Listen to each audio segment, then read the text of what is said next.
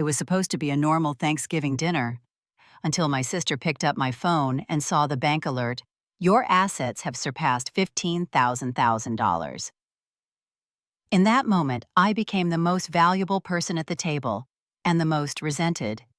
But what they didn't know was this: I'd been planning my exit for years. And by the time dessert hit the table, I was already gone. Stick around, this isn't just a story about money. It's about what happens when the black sheep becomes the one holding the reins. Ellie Carter had lived above the antique shop for almost 9 years. The ceiling creaked in winter, the windows breathed frost in the early Boston dawn, and the walls carried the scent of cedar and stories. Echo in time. The brass letters on the storefront read, aged but polished, just like everything Ellie touched. Downstairs, the morning light spilled through latticed glass, casting fractured sunlight across shelves of forgotten heirlooms and centuries-old secrets. Upstairs in the modest loft that smelled faintly of cinnamon tea and old paper, Ellie wiped steam from the window pane. Outside, the first snow of November had begun to fall slow, deliberate, like time itself had grown tired. Her hands were steady as she folded the dish towel and moved to the workbench by the window. A century-old brass pocket watch lay open on a velvet pad, ticking faintly, its heartbeat somehow steadier than hers. Ellie was 32. She had no spouse, no children, and as her mother once remarked, no real career. What she did have was this shop, her own name on the deed, her own peace. But none of that mattered in the Carter family narrative. Her mother, Patricia Carter, had been the principal of a prestigious prep school in New Haven. Her older sister Olivia was a litigator in Manhattan with a Columbia law degree, and a husband who played squash with state senators. There were names you could Google and cocktail parties where people nodded in respect. And then there was Ellie, the girl who had studied art history, the one who wore wool cardigans from thrift shops and preferred Civil War letters over LinkedIn endorsements. They didn't hate her. They just didn't register her. She still remembered Olivia's graduation, like a photograph she never agreed to pose for. The Carter estate was packed that evening, echoing with laughter and polite champagne flutes. Olivia wore crimson and black, her Ivy League sash draped perfectly. Cousins, neighbors, even her old debate coach came by to shake hands and share stories. Ellie had driven in from school 5 hours away. Her final exam schedule rearranged just to be there. Nobody asked her about it. In the corner of the room, she sipped warm cider, watching Olivia work the room like a politician born for the podium. Someone handed her a plate of shrimp cocktail without looking her in the eye. An aunt leaned in and whispered to another relative.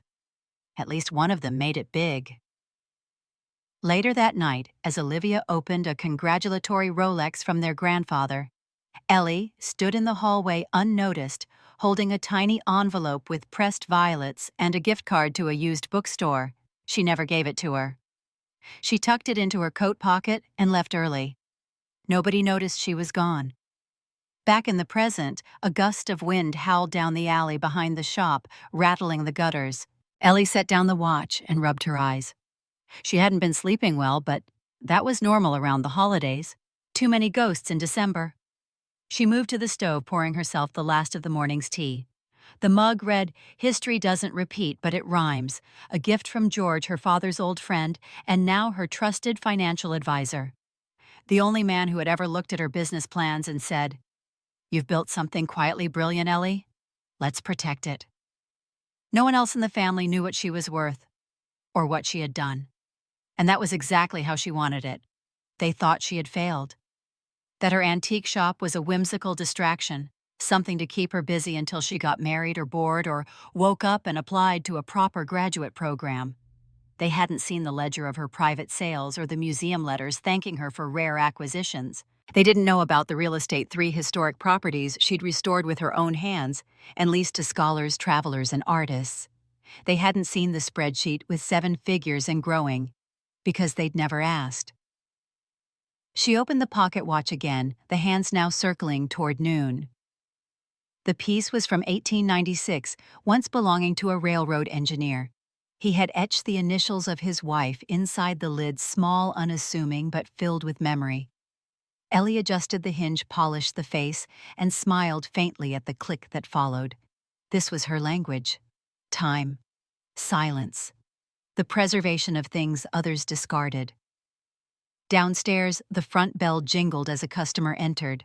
Ellie didn't move right away. She looked once more out the window. Snow blanketed the street below. Quiet. Relentless. Beautiful. She took a breath, steady and unremarkable, and whispered not to anyone, just to the room. They called it failure. I call it freedom. Then she put on her cardigan, descended the stairs, and stepped into her life, not the one they imagined for her, but the one she had chosen. Ellie Carter's life was not built in loud moments. It was pieced together like the antiques she restored quietly, with patience and a reverence for forgotten detail. The first time she made real money, she cried. Not from joy, but because no one else would ever know. It happened on a humid June afternoon, 5 years earlier, in the back room of a flea market outside Concord. Between rusted cookware and a box of tattered hymnals, Ellie found a bundle of Civil War-era letters tied in fraying twine. One in particular caught her breath. It was addressed to Miss Eleanor Mayhew Baltimore, written in ink that had faded to smoke. The penmanship was careful, tender, a love letter from a Union soldier dated 1864. But this wasn't just sentiment, it included a vivid first-person account of a rarely recorded skirmish near the Shenandoah Valley. A name mentioned, a moment captured, a memory preserved in ink and paper. She paid $20 for the entire bundle. The seller shrugged, thinking she was overpaying. 6 months later, the letter alone sold for $100,000 to a private museum that specialized in American wartime correspondence. That was the first. But it wasn't the last. Over time, Ellie became an expert in recognizing value where others saw clutter. A 19th century engraving, misattributed as reproduction, fetched her 5 figures. A Victorian mourning brooch with real human hair made its way to a European collection for twice that. But she didn't change her lifestyle. She still drove her battered silver Volvo, the one her grandfather left behind. Still wore cable-knit sweaters with worn cuffs. Still lived above her shop, in a 1-bedroom loft where the pipes clanged when the heat kicked in. The wealth accumulated silently, almost like a ghost. 3 years ago, she made her boldest move: real estate. She bought a rundown Victorian in Salem, a brick federal townhouse in Providence, and an 1800s craftsman cottage in Concord, all within walking distance to historical districts. She restored them slowly, using contractors who specialized in period-accurate renovations. No flashy flipping, no modern interiors with open concept or chrome. Now those homes were leased to professors, curators, and visiting archivists. Each tenant signed a lease with a non-disclosure clause, not about Ellie's name, but about her shop, about her life. She didn't want to be found. "You really do this like it's war," George had once said, half joking as they reviewed her portfolio. "Not in a bad way, just you plan for every outcome." They met monthly at a coffee shop in Cambridge, always the same table by the window. George had been her grandfather's college roommate, a retired CPA who now volunteered for historical societies and helped odd ducks like Ellie, as he fondly described it. He managed her LLC's layered trusts and a donor-advised fund named after her grandmother. Ellie's name was buried beneath at least 4 shell companies. If someone searched her, they'd find a single antique shop with modest yearly sales. And that was exactly the point. "I don't want to disappear," she once told him, staring into her lukewarm coffee. "I just don't want to be claimed." George nodded, his smile lined with understanding. "There's power in not being understood, kid. Keeps the vultures guessing." At home, Ellie kept a small fireproof box tucked inside a drawer beneath her workbench. In it, 3 property deeds, a handwritten ledger of her major sales, and a note from her grandfather. It read, "Sometimes the best inheritance is the silence you buy with your own choices." She had found it in the lining of an old steamer trunk a year after he passed. He'd understood. even if no one else did. On particularly quiet nights, Ellie would stand on the back stairwell, cup of tea in hand, looking out over the alley behind the shop. She'd watch snow collect on the iron fire escapes, listen to the muffled hum of a city that forgot her the moment she left her parents' house. But Ellie didn't feel forgotten. She felt free. And in that freedom, she'd built something no one could touch, because no one knew to look for it. Once a man from her high school reached out. He had seen her name in a footnote on a museum plaque and was surprised. "Didn't know you were still in antiques," he wrote. "Looks like you made a name for yourself after all." She didn't reply. She didn't need to. People assumed silence meant surrender, but Ellie knew better. "They thought I stayed silent because I had nothing," she wrote once in her journal. "I stayed silent so they wouldn't take anything from me." The Carter home hadn't changed. The same overstuffed leather couch that stuck to your thighs in summer, the same china still locked behind glass like it was sacred, and the same smell lemon polish and suppressed judgment. Ellie arrived 10 minutes early. Of course she did. She always had. Patricia greeted her with a tight-lipped smile and a quick hug that never quite touched the shoulders. "You brought a pie," her mother asked, glancing at the foil-covered dish. "Pumpkin bourbon," Ellie said. "I suppose someone will eat it." The table was set for 7, Patricia and her husband, Dean Olivia, and her husband Derek, their twin daughters, and Ellie. Her name was on a place card written in Olivia's handwriting, a small mercy or a subtle flex she couldn't tell. By the time the stuffing hit the table, Olivia had already updated everyone on her latest court case, a podcast interview, and a speaking engagement at Columbia. "It's just exhausting, really," Olivia said, flipping her hair back. "All these offers, and the media doesn't let up. I tell them, I'm a lawyer, not a brand. But they want a face, you know." Ellie stabbed at her cranberry sauce in silence. Derek turned to her with a practiced grin. "How's the little antique shop?" Ellie's still polishing clocks. "It's doing fine," Ellie replied. "Quiet season," Patricia chimed in, spearing a Brussels sprout. "You know, I read an article about those online marketplaces. Maybe you should try something like that. Expand your reach." "I'm comfortable where I am," Ellie said softly. "Well, at least it keeps you busy." Patricia nodded. "I imagine you'd get bored otherwise." The word busy landed like a paper cut. The twins asked if there was Wi-Fi. Olivia handed one her phone, then turned to Ellie. "Hey, can I borrow yours? My camera's full and this table setup is too cute not to post." Ellie hesitated, then handed it over. A few moments later, the air changed. Not like a door opening, more like a door slamming in reverse. Olivia froze. Her eyes locked on the screen. Patricia noticed. "What's wrong?" Olivia didn't speak right away, just turned the phone around and held it up. Everyone stared. On the lock screen, a notification banner read, "Congratulations, your total assets just surpassed $15,000 to $1,000. Commonwealth Trust Portfolio Update." The silence that followed was so absolute, the clink of a serving spoon could have shattered glass.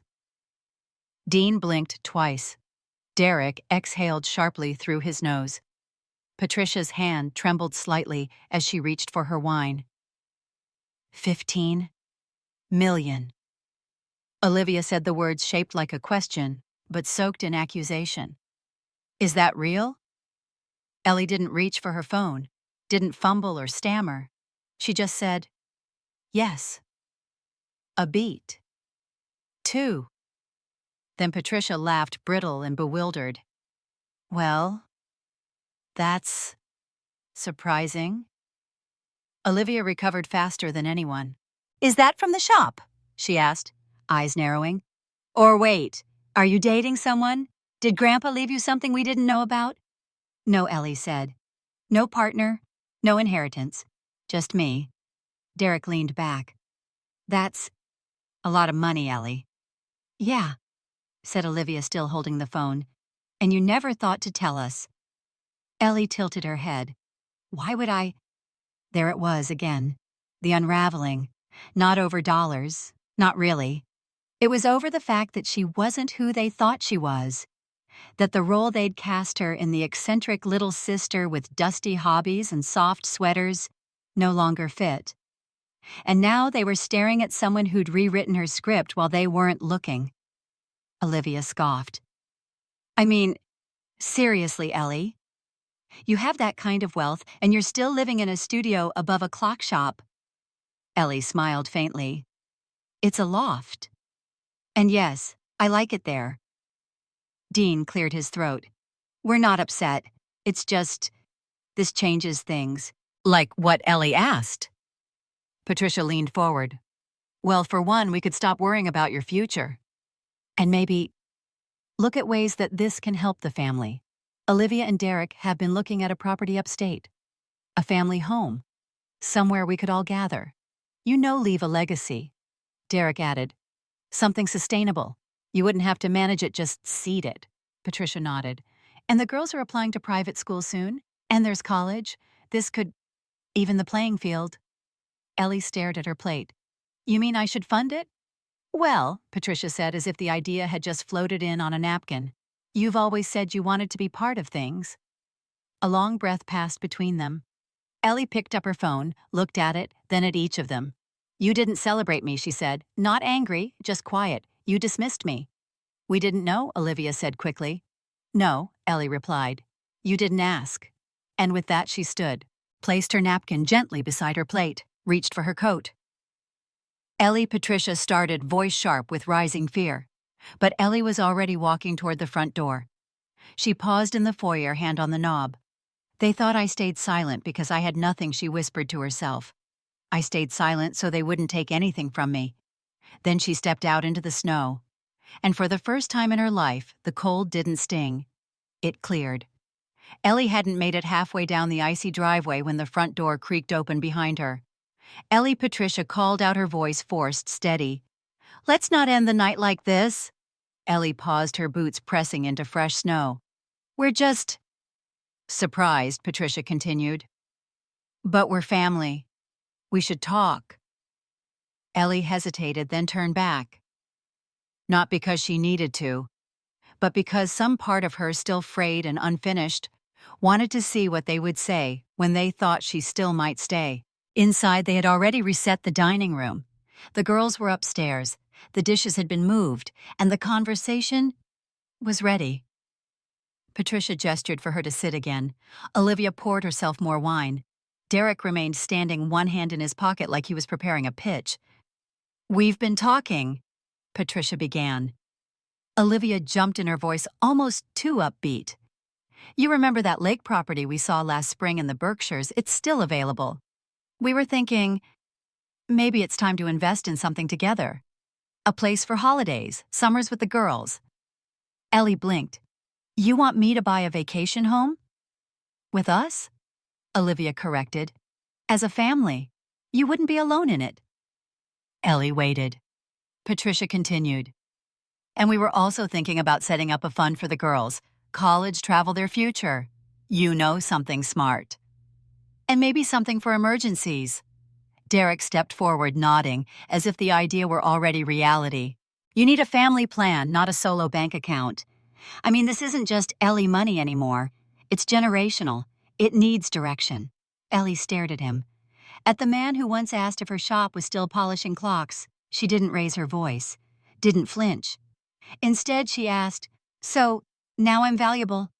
The air went still again. No one said you weren't, Patricia said quickly. You just never acted like I was, Ellie replied. Olivia shifted in her seat. That's not fair. Isn't it? Ellie asked. I sat through years of your promotions, your podcasts, your parades. No one asked me a real question, unless it was about setting the table or what's new at the little shop. You didn't see me. You saw someone you could safely ignore. Olivia's jaw tightened. We're trying to include you. No, Ellie said. You're trying to divide me, like a resource, a utility, a second mortgage with a smile. Derek raised his palms. Look, Ellie, no one's trying to attack you. But come on, be realistic. You have more money than you'll ever spend. Don't you think it's selfish to keep it siloed, that word? Selfish. as if it were immoral to own something in peace. Patricia leaned in now, her voice low. I just don't want you to isolate yourself. Money changes people, and family keeps us grounded. Ellie looked at her mother, the woman who once praised Olivia for being marriage material, and told Ellie in front of guests that she had a nice hobby. This family didn't ground me, Ellie said. It buried me. No one responded. She stood again. You act like I kept secrets.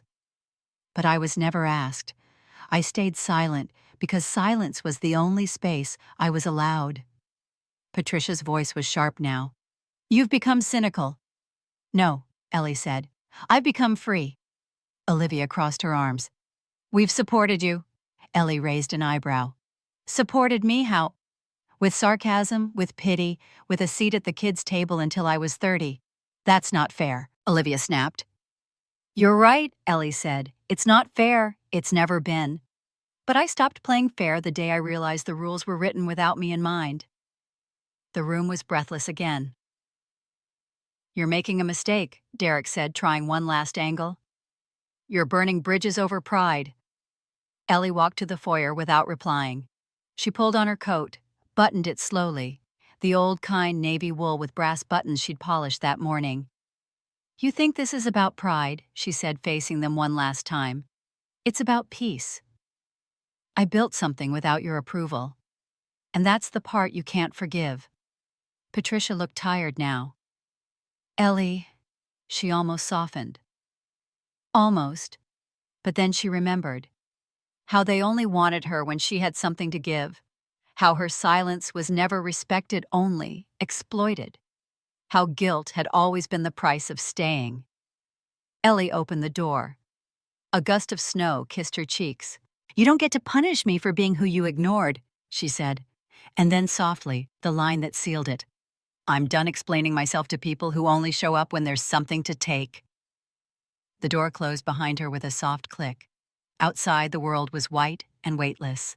She didn't cry, didn't tremble. She just kept walking, her breath steady in the winter air, each step a quiet refusal to ever shrink again. The snow had turned to ice overnight. Ellie stood at her apartment window, watching it coat the power lines in glass. Cars moved slowly on the street below, careful not to slide. But inside her loft, above echo and time, everything felt still. Not frozen, just still. She hadn't spoken to anyone from her family since that night. No missed calls, no voicemails, just one message. From Olivia. I'm willing to forgive you if you're willing to be honest. This doesn't have to divide us if you're transparent. Transparent. As if Ellie had been hiding. As if her life was something Olivia deserved access to by default. She didn't reply.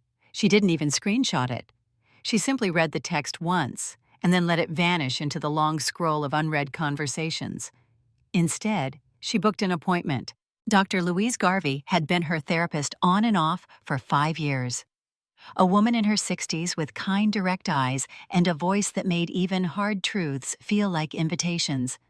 They met over video, the pale morning light leaking through both their windows. So Dr. Garvey asked gently, "Tell me what happened." Ellie didn't start with the money or the text. She started with the pie. The moment I walked into the house, she said, I felt it. That quiet disapproval. Like I was a guest, not a daughter. She recounted the dinner the way Olivia held the phone like a dagger the moment they realized she had slipped beyond their script. The pitch, the vacation house, the accusations. But the part that made her voice tremble just a little was the silence that followed. Not her own. Theirs. Not one of them asked how I did it, she said.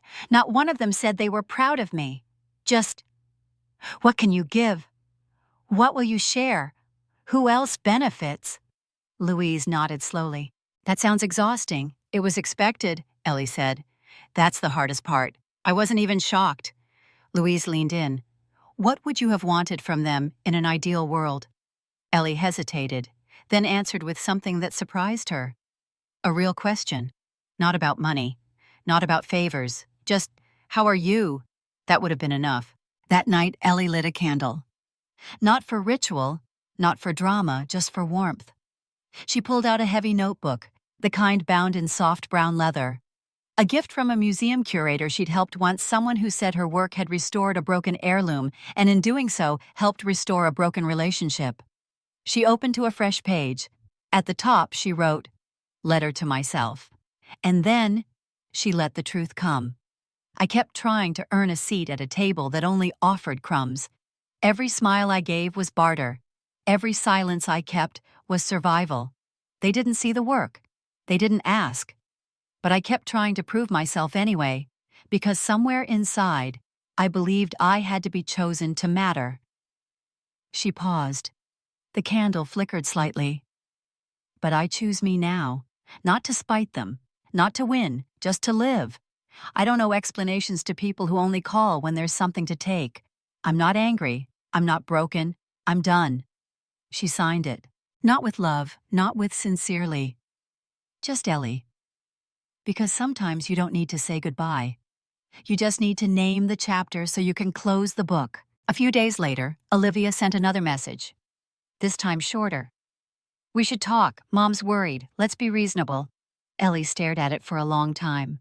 She didn't feel rage or sadness, just distance, like watching a scene unfold in a house she used to live in through a window she'd long since closed. She didn't respond. And for the first time, not responding didn't feel like avoidance. It felt like healing. That Sunday, she returned to her workshop. A cracked ceramic timepiece from 1912 waited on her bench. She rotated it carefully, hands moving with muscle memory. Repairing things didn't always mean making them new.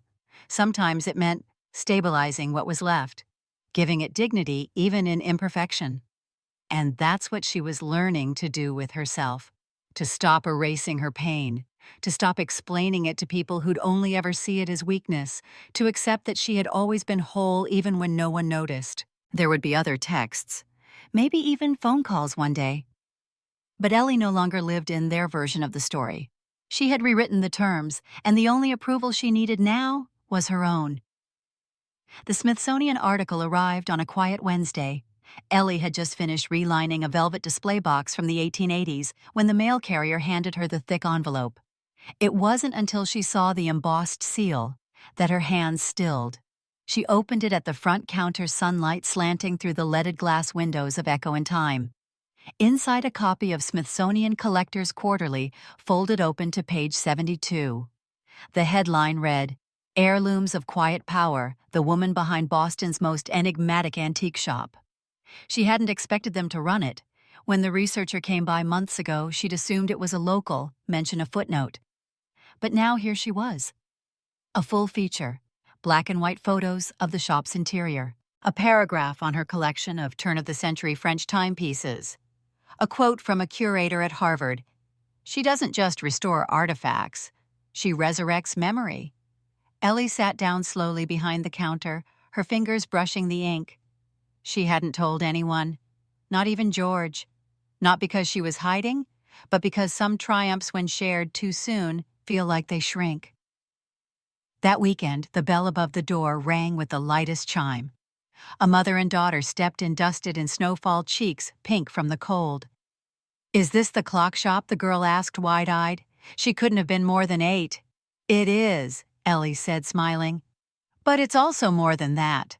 The girl wandered to a display case and pressed her nose against the glass. "That one ticks funny," she whispered, pointing to a brass pocket watch with a cracked face and worn chain. Ellie joined her. "It does," she nodded. "That one's from 1914. It belonged to a baker who wrote poems on bread bags." The girl giggled. "I didn't know watches could tell stories," she said. "They can," Ellie replied. "So can you." The mother knelt beside her daughter. "She loves clocks," she said softly. "Builds them out of Legos. We read about your shop in the magazine. Thought it'd be a fun stop before we visit her grandmother." Ellie paused, then reached into the case, retrieved a different watch, small silver, its face engraved with ivy leaves. "This one doesn't keep perfect time," she said, handing it to the girl. "But it has perfect heart." The girl stared at it, speechless. "For me, only if you promise to write your own stories into it," Ellie said. "And maybe give it to someone else one day, when they need reminding that small things matter." The girl nodded solemnly, as if accepting a quest. When they left, the mother mouthed, "Thank you," behind watery eyes. That night, Ellie found a letter in her mailbox. Thick paper handwritten, "Dear Ms. Carter. Last year you restored a fountain pen from my father's estate, a black Mont Blanc cracked cap missing nib. I didn't tell you then, but it was the last thing he touched before he passed. After you fixed it, I took it home. My son found it, asked what it was. I told him stories I hadn't thought about in years. My father, his fishing hat, the way he whistled Sinatra while shaving. That pen didn't just write letters. It gave me my father back. Thank you for that. No return address, just L. Barnett, Boston." Ellie folded the letter carefully, slid it into a drawer next to the others. There were dozens now, some typed, some smudged in ink, some barely a paragraph long, but each one a small tether, proof that her quiet world had echo. She closed the shop early the next day. Snow was falling again, soft as memory. She turned the sign to closed, locked the door, and dimmed the lights. Then stood in front of the old hand-painted wooden plaque hanging behind the counter. Echo in Time. Her grandfather carved it in 1967. She had traced its letters with her fingers when she was small, the wood warm under her skin. She had almost renamed the shop once, something trendier, but couldn't bring herself to do it. Now she knew why. This was never about antiques. It was about what time leaves behind and what we dare to pick back up. Legacy, she had learned, wasn't always about money or inheritance. It wasn't the trust funds they asked her to share, or the houses they hoped she'd buy. It was in the girl who now owned a broken watch with ivy leaves, in the man who found his father again in a pen, in the strangers who walked into her shop looking for objects and left with origin stories. That was the empire she built, unseen, unspoken, unshakable. She lit the last candle in the window, a tradition from her grandfather's time. Then she whispered not to anyone in particular. It was never about being remembered. It was about helping others remember. And as the snow thickened outside, Ellie stood alone in the shop she had rebuilt with her own hands, not rich with noise, but rich with meaning. And finally, fully enough. The first snowfall of December had a softness to it, like the world was being wrapped in hush. Inside Echo in Time, Ellie sat cross-legged on the floor behind the counter, the shop dim, except for the golden lamplight that cast warm shadows across the shelves. She had pulled out the old wooden chest again, the one she only opened once a year. It still smelled faintly of cedar and linseed oil, like the floor of her grandfather's workshop. Her hands hovered over the worn lid before lifting it open. There, wrapped in an old linen cloth, was the letter. It was dated November 15, 2009, in her grandfather's careful cursive. He had given it to her on the day she left college, quietly slipping it into her suitcase between two wool scarves. Back then, she hadn't known what to make of it. She was 20, still trying to prove she belonged in the world.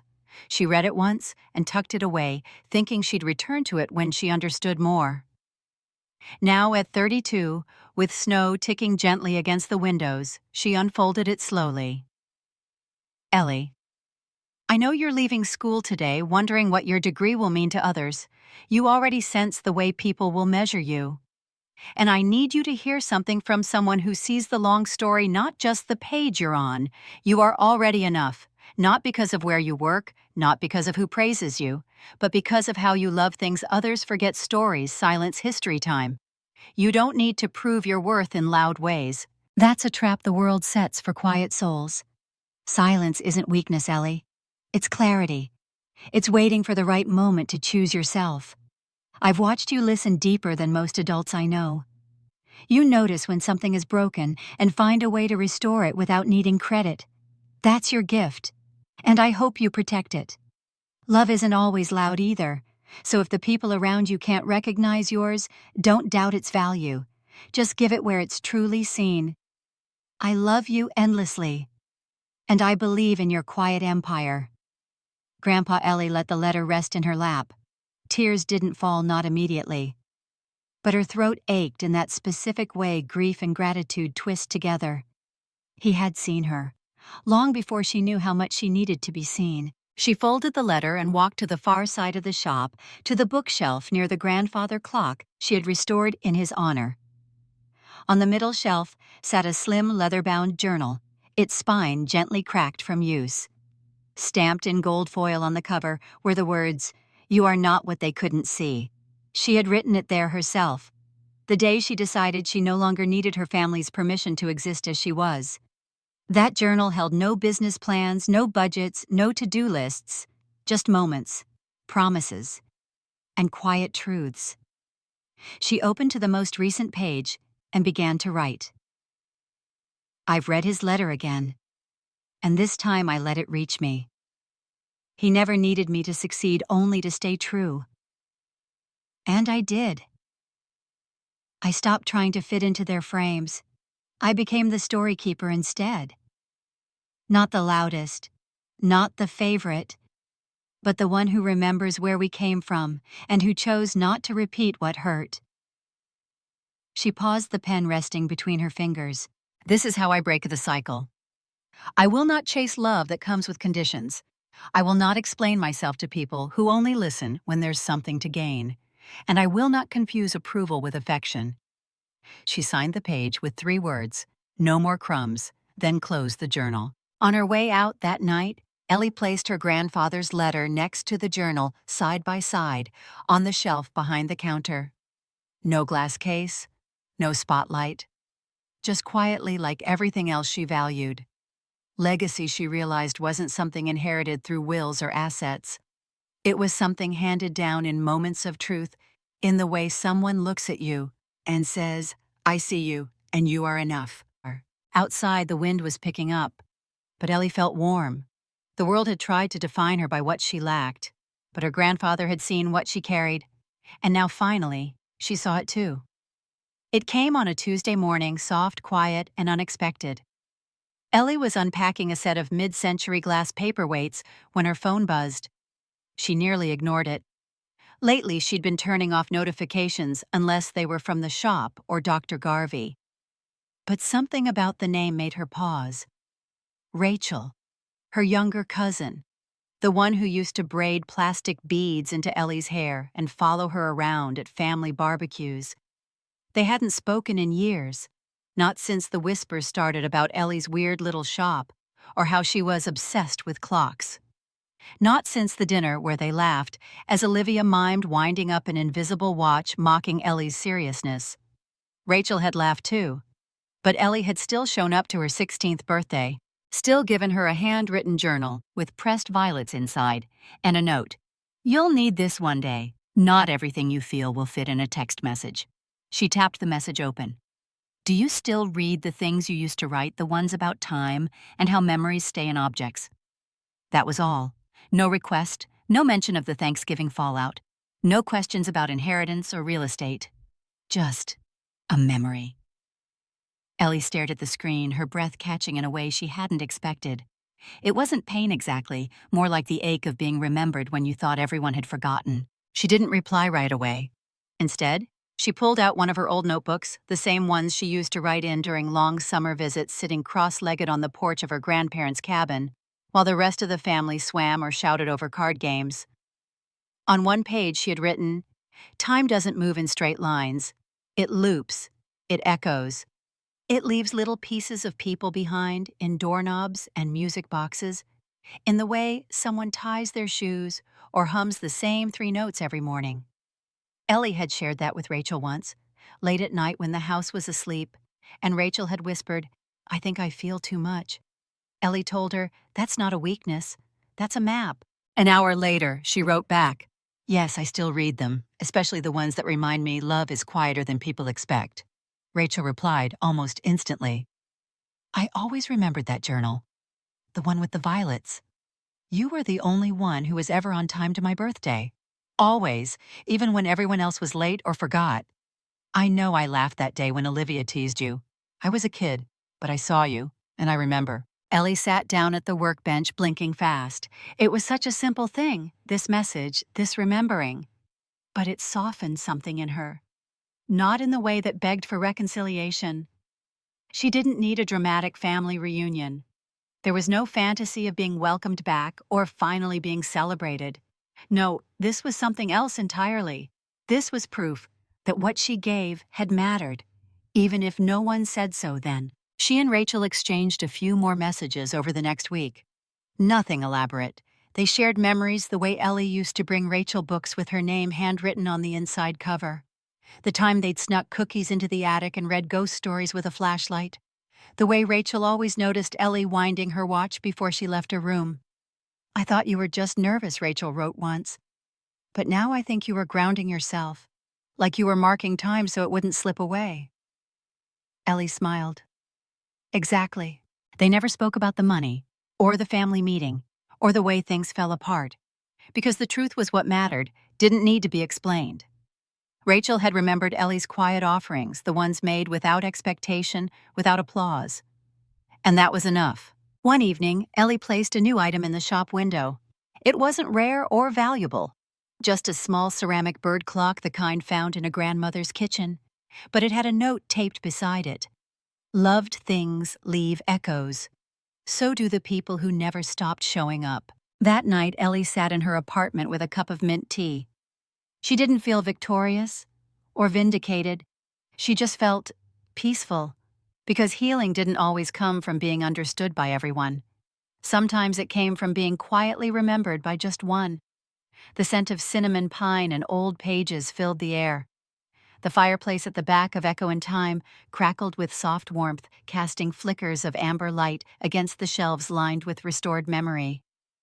Ellie straightened the napkins on the long, rustic table she had set up in the heart of the shop, nestled between Victorian chairs, books of folklore, and clocks that ticked like whispered heartbeats. It wasn't a grand celebration. It was hers. The people arriving didn't come out of obligation. They came because they'd chosen her over time in small, loyal ways. People who had never asked her to shrink, explain, or give more than she had. Miss Sudger. George was the first to arrive carrying a bottle of sparkling apple cider and wearing a wool scarf that had clearly seen better winters. "You finally let us in after hours," he teased, setting the bottle down and giving her a warm nod. "I take that as a sign of progress." Ellie smiled. "You've earned it." June arrived next, cheeks flushed from the cold, her mother behind her with a pie in both hands. The little girl ran to Ellie holding up the pocket watch she'd been gifted weeks ago. "It still works," she announced proudly. "And I made a whole story around it. It's about a baker who turns time backward so he can spend one more day with his wife." Ellie knelt down beside her. "That's a powerful story. I think he still misses her," June whispered, serious. "But he's learning to be okay." Ellie looked at her for a long moment. "So are we?" she said quietly. Rachel came to a little nervous, but holding a small bouquet of dried flowers wrapped in linen. "These reminded me of the ones in that journal you gave me," she said softly. They didn't hug. But Ellie took the bouquet and smiled, and that was enough.